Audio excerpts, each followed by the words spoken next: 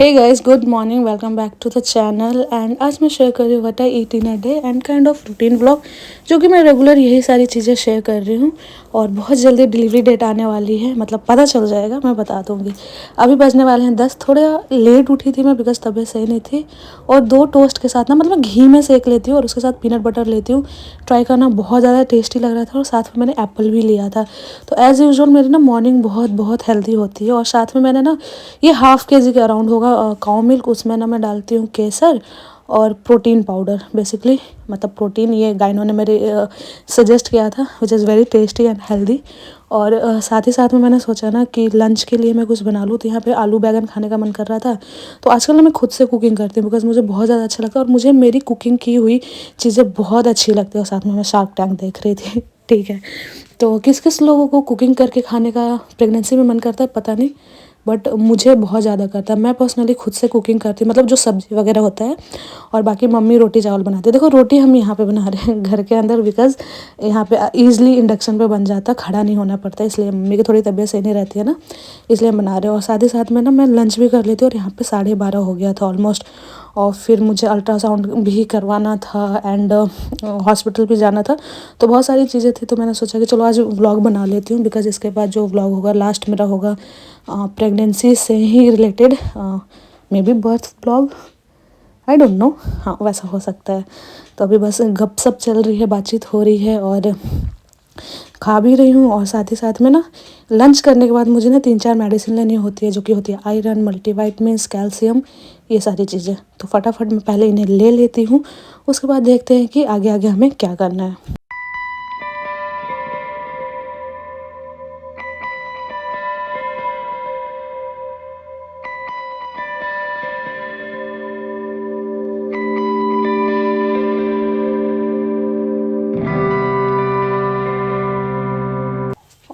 आप लोगों ने बोला था जूस की रेसिपी शेयर करो यार। ये ना क्या हो रहा है ना कि पापा फटाक से बना देते हैं और मैं ध्यान नहीं देती हूँ और मैं रेसिपी शूट नहीं कर पाती हूँ। बट चलो ठीक है, इंग्रेडिएंट सामने मेंशन कर दूँगी, देख लेना। बहुत अच्छी ये जूस है, मतलब गरम गरम ना, हल्का सा पानी और जूस में ऐसे बनाते पापा, पता नहीं कैसे बनाते यार।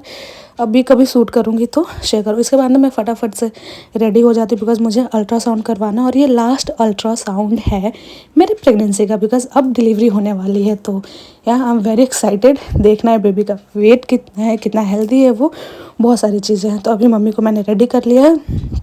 और जितने भी हॉस्पिटल और अल्ट्रासाउंड की चीज़ें होती है ना, वो मेरे घर से काफ़ी नियर है। मतलब अच्छा, दिल्ली में रह रहे हैं तो सारी चीज़ें ना एकदम बैक टू बैक होते चली जाती है, ज़्यादा एफर्ट नहीं लगाना पड़ता है।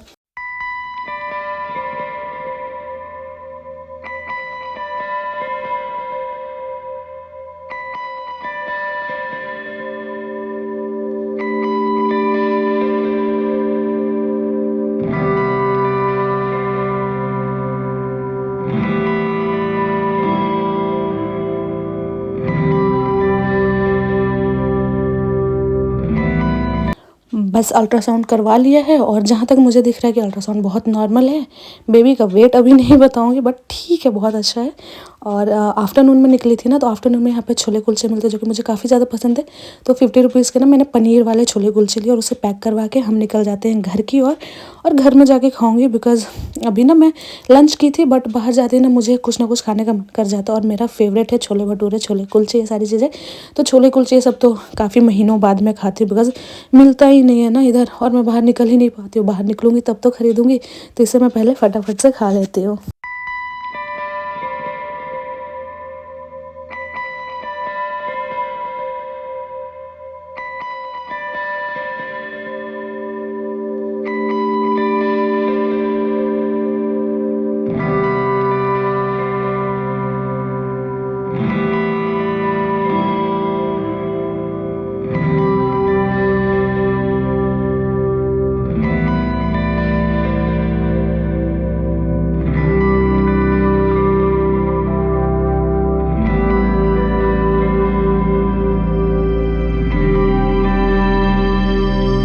और जब से 9 मंथ लगाया ना, मैं बहुत सारी चीज़ें मतलब अच्छी अच्छी खाने लगी हूँ, फ्रूट्स वगैरह।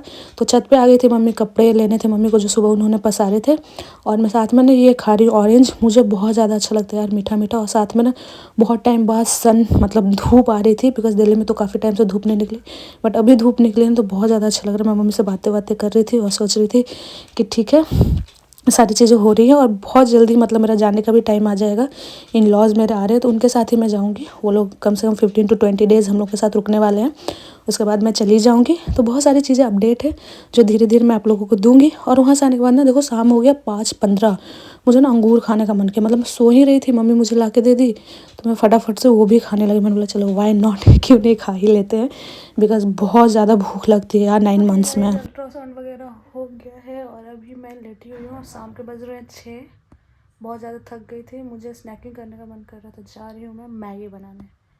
एंड कल जाना है हॉस्पिटल और रिपोर्ट्स दिखाने हैं। एंड अब सिर्फ 10 डेज़ बचे हैं डिलीवरी में, तो बाकी की बातें बाद में। मैगी चढ़ा दिया और इसमें जो थोड़ा सा बच जाता है ना टूटा हुआ, वो किस किस को खाने में अच्छा लगता है, मुझे बहुत अच्छा लगता है।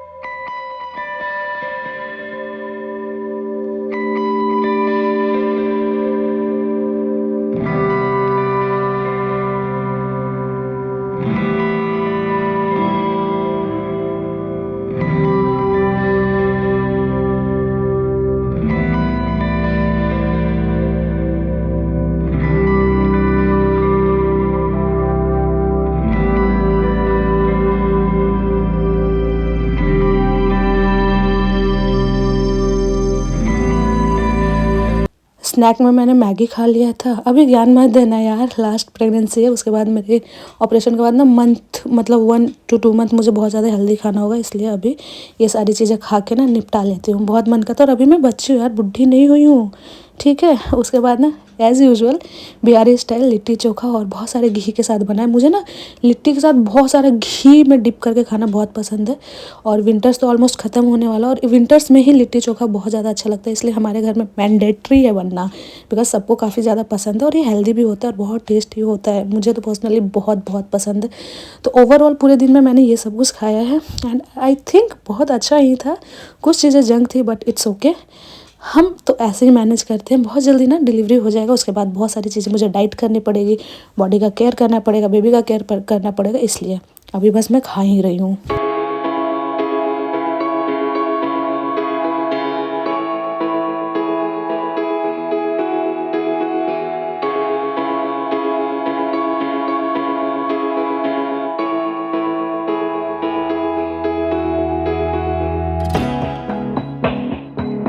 ये क्लिप ना 2 दिन की है बेसिकली। फर्स्ट डे मैंने अल्ट्रासाउंड करवाया था, दूसरे दिन हॉस्पिटल गई थी एंड मार्केट भी गई थी, बिकॉज मुझे ना कुछ थोड़ी सी शॉपिंग करनी थी बेसिकली। वापस इन लॉज के यहाँ पे भी जाना है, और ऑपरेशन हो जाने के बाद, डिलीवरी हो जाने के बाद मैं वो नहीं कर पाऊँगी।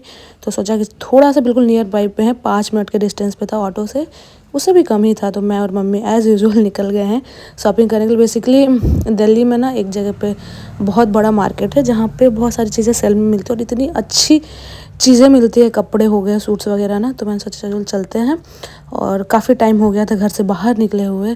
तो मैंने बोला कि वैसे तो नहीं जाना चाहिए जो ये टाइम है, बट आई वाज लाइक कि नहीं जाते हैं, थोड़ा शॉपिंग कर लेते हैं, बिकॉज थोड़ी सी माइंड भी फ्रेश हो जाए, शॉपिंग भी हो जाए। एंड डिलीवरी का डेट आ रहा है, उसके बाद मैं कुछ ना ज़्यादा जंक खा पाऊँगी, ना ज़्यादा घूम पाऊँगी। फिर इन लॉज के यहाँ पे चले जाएंगे और फिर एज अ पेरेंट की तरह लाइफ स्टार्ट हो जाएगी। तो बेबी क्लॉथ्स भी देख रहे थे, वो सब बाद में आएगी। और यहाँ पे देखो इतनी सुंदर सुंदर सूट थी ना, मैंने सोचा बहुत सारे सूट्स लिए हैं, बहुत सारी मैंने शॉपिंग करी है, वो घर जाके दिखाऊंगी। और ज़्यादा टाइम नहीं लगा, बेसिकली मुझे लेना था तो जितना भी ये लोग महंगा दे रहा था ना मैं ले रही थी, बस मैंने कुछ कम नहीं करवाया, मुझे इतना तामझाम नहीं करना था, ठीक है। तो बात करते हैं प्रेगनेंसी की।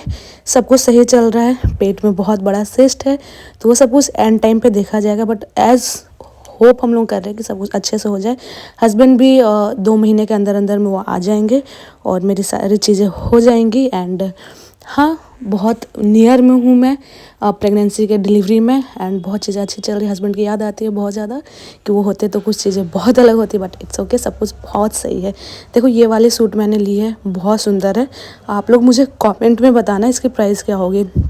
3 का सेट है ये, और ये जो रायोन नायलॉन टाइप का कपड़ा होता है ना, उसमें था ये सूट। दुपट्टा तो इतना प्यारा था, 250 का तो दुपट्टा ही लग रहा था मुझे, ठीक है। और ये देखो ये रेड वाली, मतलब ये नॉर्मली जो होता है ना रेगुलर वियर वाला सूट वो, और ये भी रायोन कपड़े में था, और इसका दुपट्टा भी बहुत प्यारा था। और साथ में इसके साथ जो पजामा था वो भी बहुत प्यारा था। तो मैंने जो साइज़ लिया है ना वो बेसिकली ये है डबल एक्सल एक्सल के बीच में, बिकॉज अभी मेरा वेट गेन काफ़ी ज़्यादा हो गया, बट प्रेगनेंसी के बाद वो कम हो ही जाना, और ये होता ही होता है, ठीक है। तो अगर नहीं भी होगा तो डाइट करके कर लेंगे। और ये सूट देखो, फ्रॉक सूट है, इतना प्यारा इसका कलर था, मेहंदी कलर, और इसमें डिज़ाइंस भी बहुत अच्छे बने हुए थे, काम बहुत अच्छे से किया हुआ था, दुपट्टा भी बहुत अच्छा था। तो मैंने सोचा ले लेते हैं। तो मैंने ना 5 सूट लिए हैं, उसका आप लोग देख के दाम बताना, प्राइस बताना क्या है। 2 मैंने फ्रॉक सूट लिया है, 2 रेगुलर वियर लिया है, और एक बस ऊपर का मैंने सूट लिया है घर में पहनने के लिए। मुझे तो काफ़ी ज़्यादा अच्छा लग रहा था। और फिर मैंने बहुत सारे मतलब इयररिंग्स, नेल पॉलिश और स्लीपर्स भी लिए हैं, सस्ते सस्ते मुझे मिल गए, बहुत अच्छा। और एक तो बैग, इतना अच्छा प्यारा बैग मुझे मिल गया, मैंने वो भी उठा लिया। और ये सूट देखो कितना प्यारा, इसका फ्लेयर देखो इतना लंबा है, मतलब मैं पहन के ही खुश हो गई थी। मैंने कहा यार बहुत प्यारा प्यारा है। तो अभी दिल्ली में है ना, तो लगता है ये ले ले वो ले ले, बट वापस तो ससुराल जाना है ना, तो पूरा दिल्ली तो खरीद कर नहीं ले जा सकते। बट हाँ, जब कभी आते जाते रहेंगे तो ख़रीदते रहेंगे। और यहाँ पे चीज़ें बहुत अच्छी और सस्ती मिल जाती है, मतलब मेरे अकॉर्डिंग सस्ती है। अब आप लोगों के लिए महंगा हो सकता है, पता नहीं, बट हाँ प्राइस ज़रूर से पता नहीं है। देखो ये भी एक, ये सिंगल सूट ही था बस, उसके साथ में बहुत चीज़ें ली। तो हाँ, व्लॉग ना डालने का रीज़न भी बहुत सारी चीज़ें जो मैंने एंड ऑफ द वीडियो बताया है, तो पूरा वीडियो ज़रूर देखना कि मेरे साथ बहुत बड़ा ट्रेजेडी हो गया था। बहुत रोई थी मैं, बहुत ज़्यादा तबीयत मेरी ख़राब हो गई थी, और प्रेगनेंसी का लास्ट कुछ मतलब डेज़ वीक बचे हुए हैं, तो उसमें vlog banana it's like impossible for me. और उसमें क्या हुआ, वीडियोस तो ये काफ़ी दिन से बन के रखे हुए हैं, बट मैं वॉइस ओवर नहीं कर पा रही थी बिकॉज ऑफ माई तबीयत। तो यही सारी चीज़ें हैं, तो समझना।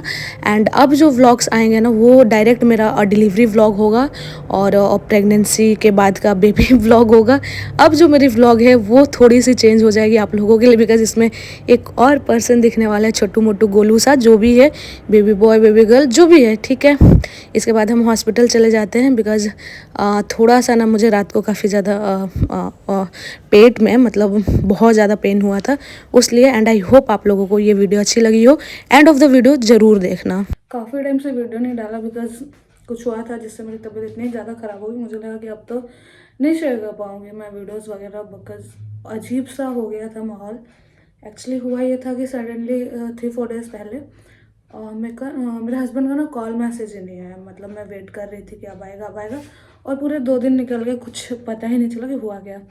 एज यू नो कि मर्चेंट नेवी में है, तो उनका नॉर्मल हमारा कॉल नहीं होता है नंबर पे, हम सिर्फ व्हाट्सएप कर सकते हैं, बिकॉज कंपनी उन्हें वाईफाई देती है, और कुछ सैटेलाइट का भी वाईफाई होता है, जो 2 तरीके के नेटवर्क्स होते हैं, उसके थ्रू आप फैमिली पे कर सकते हो, मतलब कनेक्ट कर सकते हो।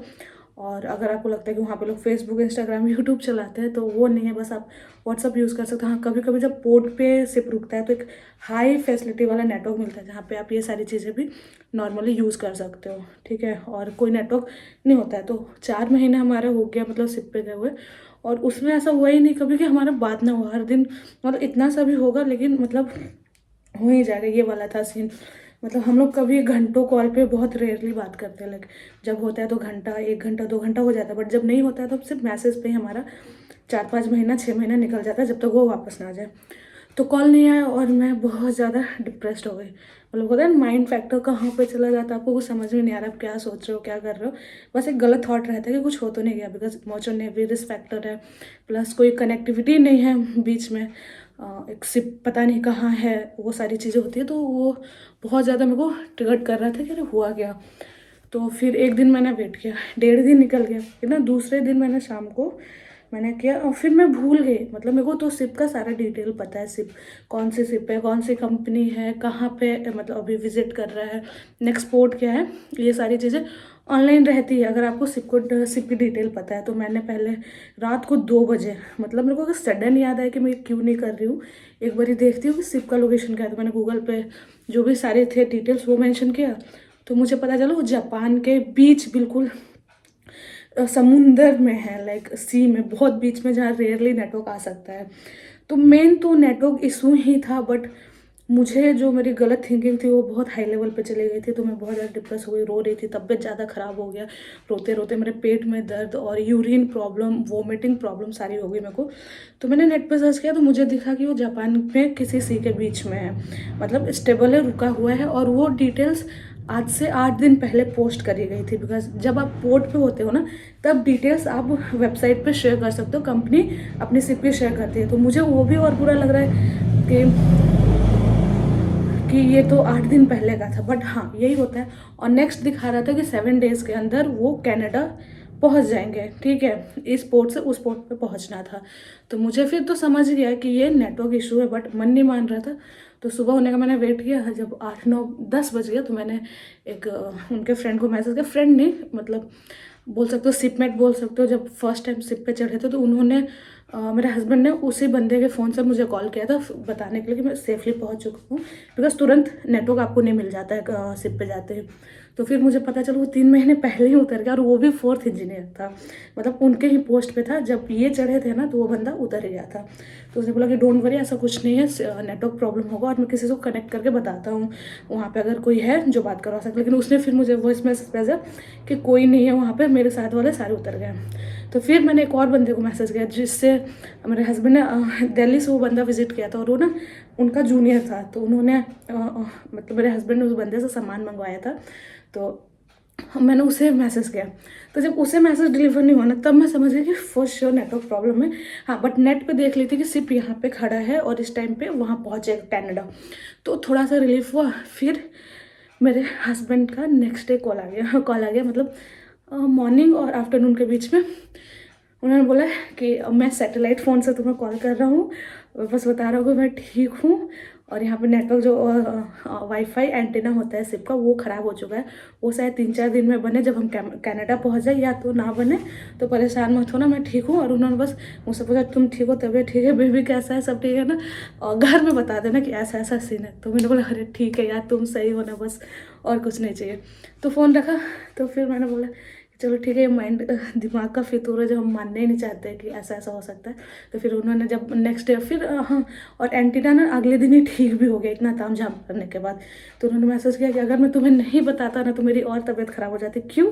क्योंकि मुझे पता है ये लड़की इतना ज़्यादा सोचेगी, इतना ज़्यादा परेशान होगी कि इसको तो कुछ हो ही जाना है। तो मैं मतलब मुझे तो पता है कि मैं सेफ़ हूँ, बट तुम्हें नहीं पता है। तो इसलिए मैंने सोचा कि नहीं, कैप्टन से उन्होंने लिया सैटेलाइट फ़ोन, और उससे उन्होंने मेरे को मैसेज कुछ सेकंड बात हुआ था, 20 सेकंड, जिसमें उनको 500 to 600 पे करना पड़ा, बिकॉज सैटेलाइट फ़ोन एमरजेंसी के लिए होता है, कोई भी यूज़ नहीं कर सकता है। तो उन्होंने बताया कि मुझे अपने से ज़्यादा तुम्हारी फिक्र थी कि तुम ज़्यादा स्ट्रेस लो, मतलब तुम्हें बताना है। तो उन्होंने मुझे बता दिया कि ठीक है, और बस इतना बोल दिया कि घर में भी बता देना मम्मी पापा को कि मैं ठीक हूँ, क्योंकि इन लॉज भी ज़्यादा परेशान हो गए थे। तो फिर मैंने बताया तो सब ठीक हो गया। तो मोरल ऑफ द स्टोरी, इतना ओवर नहीं सोचना चाहिए, पॉजिटिव भी सोचो, क्योंकि ऐसा हर बार ऐसा कुछ नहीं होता है, सिर्फ पे नेटवर्क प्रॉब्लम होती है। और मेरे इतने परेशान होने की वजह से वो भी बहुत ज़्यादा परेशान हो गए कि उन्हें सैटेलाइट फ़ोन यूज़ करना पड़ा। हाँ, तो इस वजह से मैं वीडियोज़ नहीं डाल रही थी, बिकॉज मेरी तबीयत बहुत ख़राब हो गई थी। बट हाँ, ये वीडियो है रेगुलर मेरा जो हो रहा, और आज से 10 डेज़ बाद मेरी डिलीवरी है, मे बी 1 वीक 10 डेज़ कभी भी हो सकता है, ठीक है।